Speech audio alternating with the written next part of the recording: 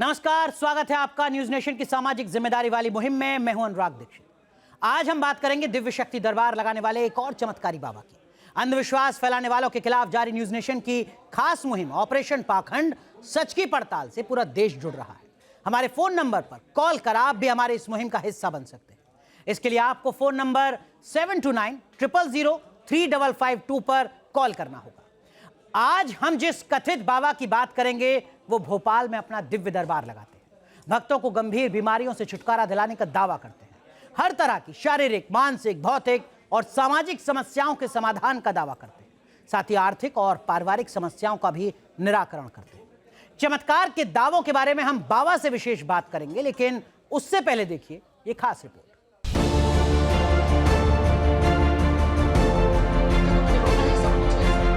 सिर पर लाल पगड़ी, ललाट पर तिलक, गले में तरह तरह की मालाएं, गेरुआ रंग का वस्त्र और दावा कि बाबा पर्ची लिखकर दरबार में आने वाले भक्तों के अतीत और भविष्य में झांक लेते हैं। न्यूज नेशन की खास मुहिम ऑपरेशन पाखंड सच की पड़ताल में अब तक आपने पर्ची निकालने वाले कई बाबाओं के दरबार को देखा है, लेकिन आज की कड़ी में न्यूज नेशन की टीम पहुंची है मध्य प्रदेश की राजधानी भोपाल में, जहां लगता है आचार्य जवाहरलाल द्विवेदी का दिव्य शक्ति दरबार। मैंने अर्जी में लिखाए थे और समय पूर्ण हुआ जी। जन कल्याण का काम शुरू करेंगे जी। इसी के लिए आए थे जी। गलत तो नहीं? नहीं। ये पढ़ो पर्चा, यही लिखा जी। हाथ में त्रिशूल और भक्तों के सिर से त्रिशूल को स्पर्श कराते बाबा जवाहरलाल द्विवेदी। दावा है कि बाबा अपने दरबार में भक्तों की समस्याओं का समाधान हर शनिवार और रविवार को इसी तरह किया करते हैं।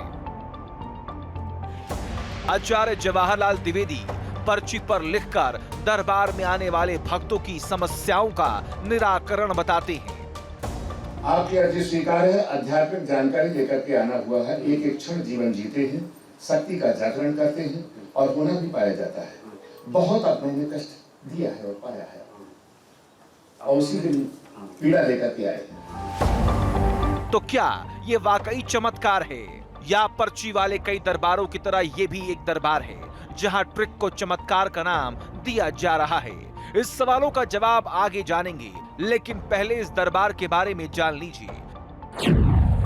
आचार्य जवाहरलाल द्विवेदी मध्य प्रदेश के भोपाल के भील कॉलोनी के भूतनाथ मंदिर में दरबार लगाते हैं। सप्ताह के हर शनिवार और रविवार को बाबा जवाहरलाल दिव्य शक्ति दरबार लगाते हैं। इस दरबार में बाबा जवाहरलाल भक्तों की पर्ची निकालकर उनकी समस्याओं का समाधान बताते हैं। बाबा ध्यान और योग के जरिए दरबार में आने वाले भक्तों के शरीर के अंदर मौजूद अलग अलग चक्र को जगाने का भी दावा करते हैं। दावा है कि जवाहरलाल बाबा लंबे समय से यह दरबार चला रहे हैं, जिसकी ख्याति की वजह भक्तों का पर्चा निकालना है। किस थोड़ा स्वास्थ्य से परेशान है, उसमें लिखा है कार्य क्षेत्र में और प्रगति चाहती हैं। बाबा जवाहरलाल अपने दरबार में आने वाले भक्तों को ध्यान और योग से उनके शरीर में मौजूद अलग अलग चक्र को भी जागृत करवाने का अभ्यास कराते हैं। न्यूज नेशन की टीम ने भी बाबा के दरबार में आने वाले भक्तों से इस क्रिया के बाद उनका अनुभव पूछा, तो उन्होंने क्या कहा देखिए। तो सूर्य दिख रहा मुझे। ये सवेरा तुम्हारी जिंदगी का हुआ कि नहीं हुआ? वो चिड़िया कैसा लगा? अच्छा लगा। चिड़िया की भी आवाज आ रही? चिड़िया की भी आवाज आई थी। कैसा लगा आपको? बहुत अच्छा लगा। क्या जीवन में कभी सूर्य के प्रकाश आपने अंदर देखा? शक्ति को जगाना है, यही सनातन का नियम है। अभी हम बाहर देखते रहे, यही ईश्वर है और यही शक्ति देगी इन विधारियों से सामना करने के लिए। सिर्फ एक भक्त ही नहीं, दूसरे भक्तों ने भी ऐसे ही अनुभव की बात कही। जैसे कलश में ज्योत जलती है, उसी तरह की एक दिव्य लौ जो है दिखाई पड़ रही थी। अच्छी लगा आपके जो प्रवचन थे, जो ऐसा लगा कि जैसे संत आए हैं जगाने के लिए, जागो जागो जागो। आचार्य जवाहरलाल द्विवेदी दरबार में आने वाले भक्तों की हर समस्या का समाधान करने का दावा करते हैं। भक्तों की पर्ची निकालकर बड़ी बड़ी बीमारी भगाने का दावा किया जाता है। दावा तो यहाँ तक है कि भक्तों में जवाहर बाबा अपनी दिव्य एनर्जी ट्रांसफर करते हैं। जवाहरलाल बाबा के दरबार में तंत्र और जादू के बुरे प्रभाव को खत्म करने का भी दावा किया जाता है। जवाहर बाबा के दावों की हकीकत जानने के लिए न्यूज नेशन की टीम ने उन भक्तों से दोबारा उनके अनुभव के बारे में पूछा, जिनकी पर्ची बाबा ने दरबार में निकाली थी। पर्चे में लिखा था कि मैं आध्यात्मिक लाइन में कैसे उन्नति हो, आगे कैसे बढ़े, उसके आस लेके आए हैं। और पर्चा में और कुछ लिखा था, 2-3 शब्द और लिखा था। सही लिखा है, बिल्कुल सही लिखा है। अब ये ट्रिक है या चमत्कार? जवाहर बाबा के दिव्य शक्ति दरबार में क्या पर्ची के नाम पर वाकई होता है कोई चमत्कार?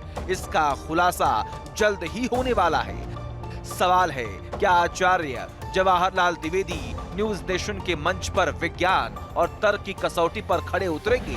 देखिए आगे। तो हमारे साथ जुड़ रहे हैं बाबा भूतनाथ सरकार आचार्य जवाहरलाल द्विवेदी जी। आचार्य जी, बहुत बहुत स्वागत है आपका न्यूज नेशन में। थोड़ा अपने बारे में और अपने आश्रम के बारे में दर्शकों को बताइए आचार्य जी।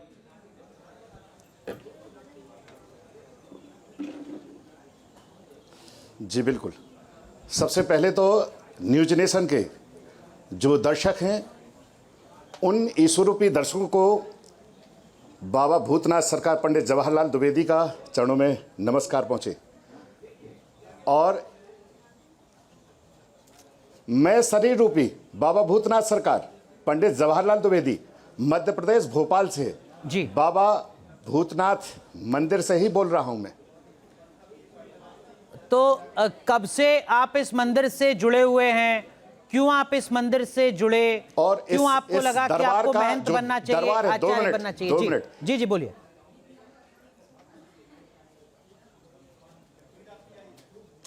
ये तो आपकी परिकल्पना है कि आपने ये परिकल्पना लगी कि मुझे महंत बनना चाहिए।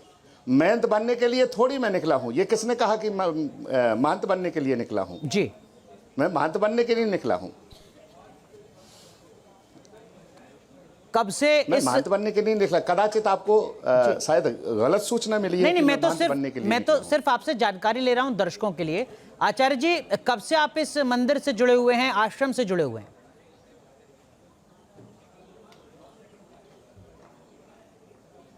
मैं इस आश्रम में तो 2 महीने पहले ही यहाँ पर मेरा आगमन हुआ है। और यहाँ जिस बाबा भूतनाथ सरकार को आप मानते हैं जी, वो एक्चुअली श्री परम पूजनीय विष्णुगिरी महंत जी यहाँ रहते थे। उन्हीं का नाम भूतनाथ, उसको बच्चे भूतनाथ के नाम से बुलाते थे। अच्छा। और उनकी ये तपोस्थली है, उनकी ये तपोभूमि है, और उन्हीं के नाम से इस मंदिर का नाम भूतनाथ पड़ गया। और उन्हीं की सनिधि में बैठ करके और जो मेरे सनातन की वेद और पुराणों की जो आंतरिक शक्तियां हैं जी, उनको जागृत करना और लोगों को उसमें वितरित करना ही मेरा काम है। और साधु महात्मा वही अच्छा है जो बहता पानी और चलता जोगी ही अच्छा लगता है। क्या बात है, बहुत कहीं सुंदर पर बात कही स्थापित आपने। होना साधु का धर्म नहीं है। बिल्कुल। लेकिन दर्शक ये जानना चाहेंगे कि 2 महीने पहले अगर आप भूतनाथ सरकार मंदिर में आए हैं तो उससे पहले कहाँ थे और सन्यास कब लिया, साधना कब की थी, तब क्या उम्र थी आपकी? थोड़ा अपनी व्यक्तिगत जानकारी।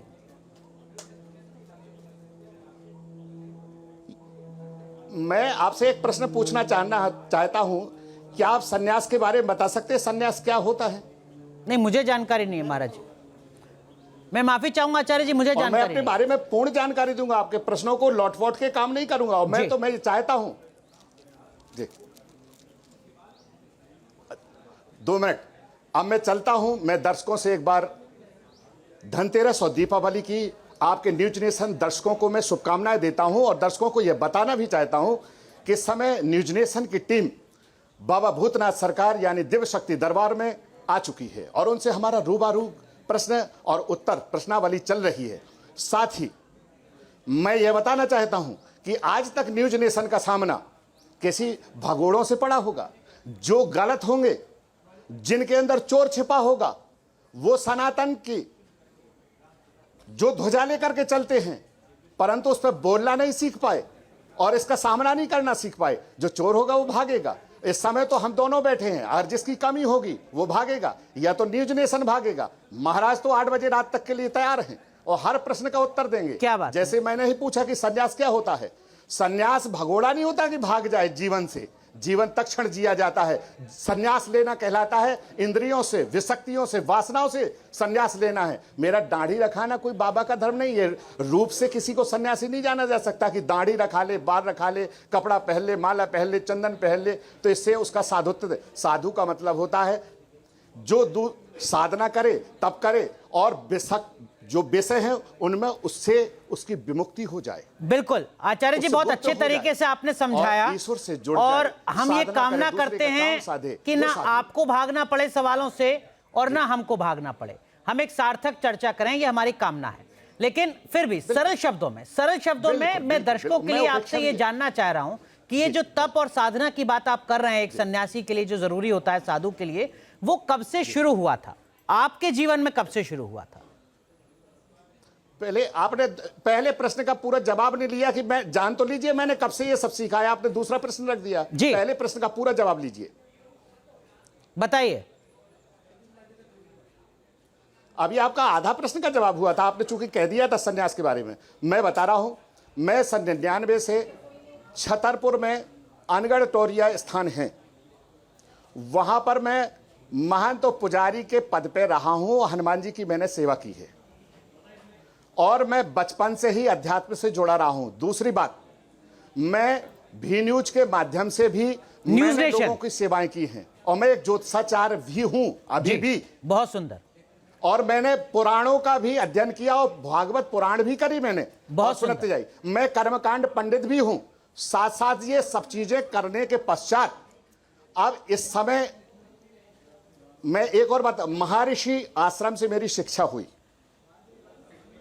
जिसके कर्मकांड की और अपने अध्यात्म की, जिसमें मैं कुछ लोगों के गुरुओं के नाम लूंगा अगर न्यूज नेशन को कोई परेशानी ना हो। मैं अपना गुरुओं के नाम बताना चाहता हूं। बताइए बताइए, हम तो ये सवाल करते हैं, लोग अपने गुरु का नाम नहीं बता पाते, बताइए आप। मैं बता रहा हूं। आपने दक्षिण भारत के सदगुरु जी का नाम सुना होगा, पिड़वानंद जी का नाम सुना होगा, आशुतोष महाराज का नाम सुना होगा, श्री परम पूज्य महेश योगी का नाम सुना होगा, महर्षि महेश योगी का, श्री रविशंकर जी का नाम सुना होगा। इन लोगों की मेरे साथ प्रेरणा है, महर्षि महेश योगी का ज्ञान है मेरे अंदर, बहुत सुंदर। और श्री राम शर्मा जी का वो भेदभाव की अध्यात्म ज्ञान दिया है उन्होंने, बहुत सुंदर। और आचार्य जी वेद पुराणों का आचार्य जी बहुत अच्छा लगा ये जानकारी जान के, अंतर्भावना से, और मेरा स्वयं का स्वाध्याय है। बहुत सुंदर। तो आपने बताया कि 1999 से आप महंत के तौर पर जो अपनी जिम्मेदारी है सनातन की उसको निभा रहे हैं। आपने कई गुरुओं का जिक्र किया, श्री रविशंकर से क्या कुछ सीखने को मिला आपको? बिल्कुल बिल्कुल।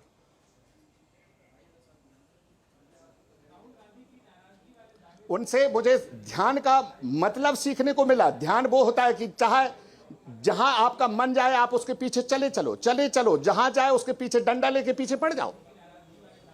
अगर एक चीज भी आपको सीखने को मिलती है तो एक जगह बहुत चीज है। हर व्यक्ति को सीखने की लालसा रखना चाहिए, पूर्ण ज्ञानी कभी नहीं बनना चाहिए। ये ज्ञान और भाषा ये बाहरी जीवन के लिए है, ईश्वर तो मौन होता है, ईश्वर के लिए कोई भाषा काम नहीं करती है, ध्यान रखना। तो इसको थोड़ा और सरल शब्दों में जो दर्शक हैं जो अभी उस स्तर तक नहीं पहुंच पाए हैं, होती है, सुनो, सनातन में जिस स्तर पर आप हैं आचार्य जी, जो श्री रविशंकर ने सिखाया आपको, वो अगर किसी और को फॉलो करना है तो वो कैसे करे? डंडा लेके कैसे चल दे वो कोई? मैंने सिखाने की बात, फिर आप तर्क संगत बात करिए। मैंने सिखाने की बात, मैंने कहा प्रेरणा शब्द जानते हो जी? प्रेरणा शब्द, प्रेरणा लिए है, वो मुझे सिखाते नहीं रहे। मेरे जो व्यक्ति सीखता है स्वाध्याय से सीखता है। सिखाने वाले बहुत लोग हैं, रोज भागवत सुना रहे तो क्या सब सीख जाते हैं क्या? जब तक स्वयं का अध्ययन न किया जाए जब तक कोई सीख नहीं सकता। सिखाने वाले तो बहुत हैं, तुम जब तक स्वाध्याय नहीं करोगे तब तक आपके अंदर ज्ञान पैदा नहीं हो सकता है। ठीक तो मेरे अंदर से सुन लीजिए, जब हमारा मुख बोलता है, नहीं मेरी बात हो सकता है मुझे अपनी बात समझाने में कोई दिक्कत नहीं हो। मैं आपसे ये समझना चाह रहा हूं कि जैसा आपने कहा कि जो आपने सीखा श्री रविशंकर से, अगर एक सामान्य आदमी सनातनी वही चीजों को फॉलो करना चाहे तो वो कैसे कर पाएगा? कैसे कोई फिर आप ले गए सीखने की बात। मैं कह रहा हूं ये प्रेरणा है इन लोगों की कि मुझे उन जैसा प्रेरणा है, मुझे वो अच्छा लगा। अच्छा, मतलब आपकी आमने सामने मुलाकात नहीं हुई, आपने उनके साथ कुछ वक्त नहीं बिताया क्या श्री श्री रविशंकर के साथ? वो मेरे प्रेरणा कारक हैं। मैंने बिल्कुल नहीं बिताया, मैंने स्वयं का अध्ययन से पाया है, जो कुछ पाया है मैंने स्वयं के अध्ययन से पाया है, अपने सनातन से पाया है, अपने वेद पुराणों से पाया है। तो आपके गुरु कौन है? महाराज जी गुरु कौन है फिर आपके? योगी का ज्ञान है मेरे श्री महेश शास्त्री जी, इस समय जर्रापुर बुधनी में स्थापित हैं। वो आचार्य के पद पर प्रधान आचार्य हैं। अच्छा, वही आपके गुरु हैं? परम पूजनीय महेश शास्त्री जी। अच्छा, बुधनी में ऐसे बड़े गुरुओं का नाम लेकर के अपनी महिमा मंडित नहीं होना चाहता। इन लोगों की मुझे प्रेरणा है। बुधनी में ऐसे झूठ फालतू की बातें नहीं करता। ये जो आपने 5 नाम अभी बताए थे, उनसे आप कभी मिले नहीं हैं, आपने उनसे सिर्फ प्रेरणा ली है, उनकी बातों को समझा है, सीखा है, उनसे आमने सामने मुलाकात नहीं हुई है उनसे? आचार्य जी वेरी गुड, आप सही है, बिल्कुल सही बात जी, बिल्कुल। मतलब आज के दौर के एकलव्य हैं आप उन 5 गुरुओं के संदर्भ में? हुई, मैंने उन लोगों से प्रेरणा ली है। वेरी गुड, अच्छी बात। अब मैं जानना चाहता हूं, मैं कुछ बोलूं आपसे? जी बिल्कुल।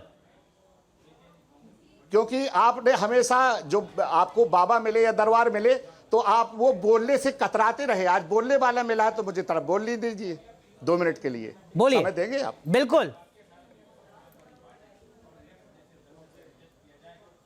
मैं ये जानता हूं कि न्यूज नेशन ने एक शब्द निकाला है, ऑपरेशन पाखंड। न्यूज नेशन के दर्शक मुझे सुन रहे हैं और समझ रहे हैं। आपने एक शब्द निकाला है ऑपरेशन पाखंड, यानी आप पाखंड ढूंढने निकले हैं और मेरा है ढूंढना, ईश्वर को ढूंढने निकला हूं। तो ये बताइए, जो ऑपरेशन पाखंड जो आप लोगों ने चलाया है, इसमें सनातन की बदनामी हो रही है या अच्छाई हो रही है? पहले ये शब्द बताएं। पहले ये शब्द बताएं कि ये किसने आपको राइट दिया है, किसने ये चलाने को कहा है? आपने जो आपने ये शब्द निकाला है ऑपरेशन पाखंड, इससे आपको पाखंड, तो आप स्टूडियो में अगर पाखंड ढूंढते तो बहुत पाखंड आपको मिल जाता। आपने स्टूडियो में नहीं ढूंढा पाखंड। ठीक, आचार्य जी बोलिए आप। वेद पुराणों की और सनातन की गरिमा पर कितना ठेस पहुंच रहा है आपको मालूम है? नहीं, मैं बोल नहीं रहा, मैं बोल रहा हूं स्टूडियो में ढूंढा पाखंड का। आपने कुछ नियमावली बनाई, पाखंड बताइए क्या होता है, मुझे बताइए आप पाखंड, क्योंकि आप ढूंढने निकले हैं। मुझे ईश्वर से पूछेंगे तो मैं ईश्वर के बारे में बताऊंगा। आप मुझे पहले पाखंड के बारे में बताइए, पाखंड क्या होता है बताइए। ठीक है, आपने कहा था कि 2 मिनट आपको मिलने चाहिए, आपने 7 सेकंड में अपनी बात खत्म कर ली। अब चूंकि आपने अपनी बात कही है तो मैं उम्मीद करता हूं कि सब्र से आप मुझे सुनेंगे।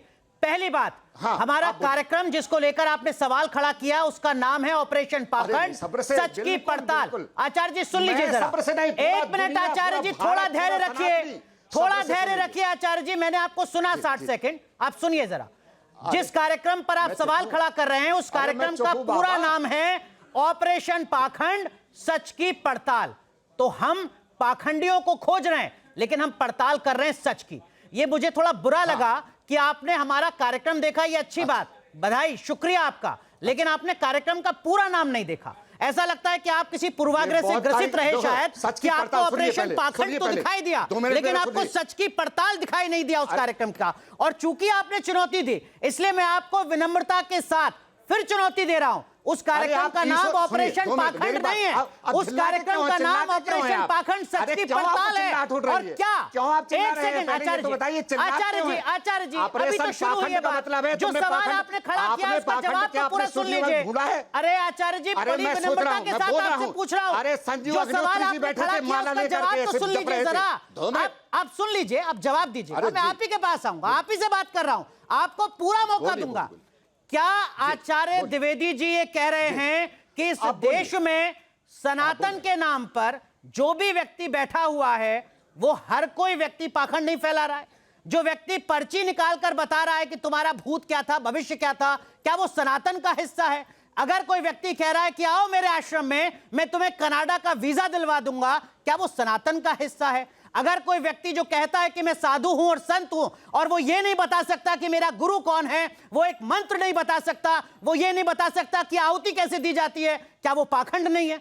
आप ऐसे लोगों का समर्थन तो नहीं कर रहे हैं, आप पाखंडियों के साथ क्यों खड़े हो रहे हैं? यह मेरा सवाल है आपसे। आपकी क्या मजबूरी है कि जो सनातन की साख पर सवाल खड़ा कर रहे हैं, जो सनातन को बदनाम कर रहे हैं, जो पाखंडी हैं, आचार्य द्विवेदी जी उनको जस्टिफाई क्यों कर रहे हैं? आप उनके साथ क्यों खड़े हो रहे हैं? मैं ये कह रहा हूं कि आपका राइट क्या है, राइट के आपने कुछ नियमावली आप बनाई है, बताएंगे कि मीडिया क्या करे? पहले नियमावली आचार्य जी, आचार्य मैं उनका समर्थन नहीं कर रहा आप हूं, बताएंगे मीडिया क्या करे? अरे आप ये चाहते हैं कि सनातन के पाखंडियों की पोल ना खुले? आप ये चाहते हैं कि इस देश में धर्म के नाम पर जो भी दुकान चल रही है वो दुकान ऐसी चलती रहे? आप ये चाहते हैं? आप ये चाहते हैं कि कोई भी व्यक्ति जिसकी आपराधिक पृष्ठभूमि है वो भगवा धारण कर ले और अपनी दुकान चलाता रहे? मैं बिल्कुल नहीं सनातन चाहता, के नाम पर? मैं बिल्कुल या आप ये नहीं चाहते हैं कि जो बाबा, सच आप है वो जाने कैसी सामने बात आए? कर रहे हैं? बताइए आप। अरे मैं नहीं चाहता उसकी दुकान बंद हो या आपकी चलती रहे दुकान। आप ये चाहते हैं उसकी दुकान बंद ना हो? आप ये चाह रहे हैं कि पाखंडियों की दुकान चलती रहे? क्या मोदी कैसी बात कर रहे हैं आप आचार्य जी? ऑपरेशन पाखंड का बताइए। अभी तक आपको नाम नहीं पता। मैं अभी उनकी धज्जियां उड़ाऊंगा, अभी आप उड़ाऊंगा उड़ाइए मैं धज्जी। धज्जियां यहीं मैंने पर आपको बैठे आमंत्रित बैठे। इसलिए किया है कि आप धज्जी अरे उड़ाएं मैं एक-एक पाखंडियों की। बताऊंगा। आप उन पाखंडियों के साथ क्यों खड़े हो जा रहे हैं महाराज? आपकी क्या मजबूरी है? जो चलाया है ऑपरेशन पाखंड सच की पड़ताल। महाराज जी, विनम्रता के साथ देखिए, आपने भगवा धारण किया हुआ है, आप सनातन के संत के तौर पर यहाँ बैठे हुए हैं। क्या है? मैं बड़ी विनम्रता के साथ आपसे कह रहा हूं, कार्यक्रम का नाम ऑपरेशन पाखंड नहीं, अधूरी जानकारी गलत होती है। ऑपरेशन पाखंड सच की पड़ताल। और आप अब आप उन पाखंडियों की धज्जियां उड़ाइए। मैं आपको फिर से 60 सेकंड दे रहा हूं। मैं आपको फिर से 60 सेकंड दे रहा हूं, सिर्फ आपको सुनूंगा। आप उन पाखंडियों की जरा धज्जियां उड़ाइए। क्या होता है मैं बताऊंगा। आचार्य जी बताइए, कौन होता है पाखंडी? बताइए। पहले तो मैं पहले सुनो, पहले पाखंड का पहले नियम सुन लीजिए। आपने तो नहीं बता पाया, मुझसे सुन लीजिए। सबसे पहला ये बताइए, सनातन धर्म में निराकार साकार दोनों की पूजा होती है कि नहीं होती है? बोलिए।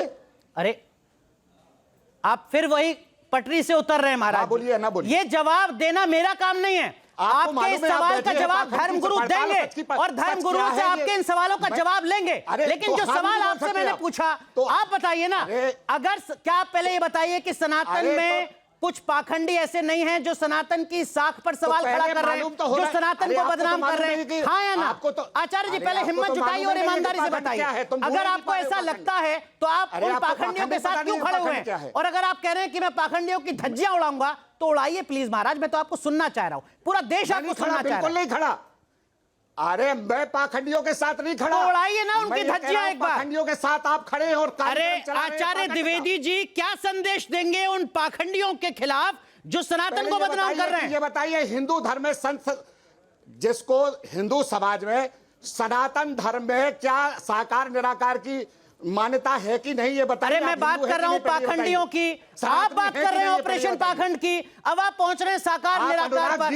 इसका जवाब तो कोई धर्मगुरु देगा ना। जो बुनियादी बात है, एक मिनट आचार्य जी, मुझे ऐसा लग रहा है कि आप किसी पूर्वाग्रह के साथ हैं। सनातन धर्म आचार्य जी, आचार्य जी बोलिए। मुझे ऐसा लगता है कि आप किसी पूर्वाग्रह के साथ बैठे हैं और मैं ये मानकर चलता हूं कि आप पूरी विनम्रता से मेरी बात सुनेंगे और मैं पूरे धैर्य से आपकी बात सुनूंगा। मुझे बड़ी खुशी है। एक मिनट, आपका स्वागत करता हूं। पहले तो मैंने आपकी जो गलती थी, पूर्वाग्रह था जो था, उसको दुरुस्त करने की कोशिश की। इस कार्यक्रम का नाम सच की पड़ताल है, ऑपरेशन पाखंड। दूसरी बात, आचार्य जी सुन तो लीजिए, थोड़ा धैर्य रखिए सर, आप तो संत हैं, थोड़ा धैर्य रखिए। दूसरी बात, पड़ताल तो आपने पाखंड का क्या क्राइटेरिया? आपने कहा कि मैं पाखंडियों की धज्जियां उड़ाऊंगा। मैं आपको फिर मौका दे रहा हूं, तीसरी बार मैं फिर आपसे निवेदन कर रहा हूं प्रभु, एक बार जरा पाखंडियों की धज्जियां तो उड़ाइए। एक बार उड़ा दीजिए जरा। नहीं है पता मुझे। आचार्य द्विवेदी जी सनातन के पाखंडियों के बारे में क्या कहेंगे? पाखंड जो ढूंढने निकला है तो तुम्हें, आपको पाखंड पता तो होगा। मैं बताऊंगा। आप एक तो शब्दों की मर्यादा के साथ, मुझे पता नहीं। एक मिनट आचार्य द्विवेदी, मैं आपसे आप करके बात कर रहा हूं क्योंकि आपने भगवा धारण किया हुआ है, आप खुद को संत बता रहे हैं। आप भी शब्दों की मर्यादा के साथ बात करें। ये तुम ऐसे शब्दों का इस्तेमाल कोई संत करे तो उसके धैर्य पर और उसके ज्ञान पर, विनम्रता पर सवाल खड़ा होता है। शब्दों की मर्यादा के साथ। अच्छा, आप शब्दों की मर्यादा किसको बिठार दिया? अगर आप तुम करके बात कर रहे हो और आप अपेक्षा कर रहे हैं कि आपसे कोई आप करके बात करे, तो ये संतुलित नहीं है चर्चा। मेरा निवेदन है आप, मैं आप कह के, मेरी ये भाषा है, मेरा प्रेम से आप तो भाषा सुधारिए, सुनिए, भाषा सुधारिए, पहले भाषा सुधारिए। सम्मान के साथ बात की जाती है तभी सम्मान मिलता है। आचार्य जी शब्द ऐसा निकल जाए क्योंकि आप क्रोध दिला रहे हैं। अंधविश्वास के खिलाफ हमारी इस मुहिम को लेकर हमें हर दिन हजारों दर्शकों के मिस्ड कॉल आ रहे हैं। सामाजिक जिम्मेदारियों वाली हमारी इस मुहिम से आप भी जुड़ सकते हैं। इसके लिए आपको बस 7290035552 नंबर पर मिस्ड कॉल करना होगा। एक छोटा सा ब्रेक यहां पर ले रहे हैं, तुरंत हाजिर होते हैं।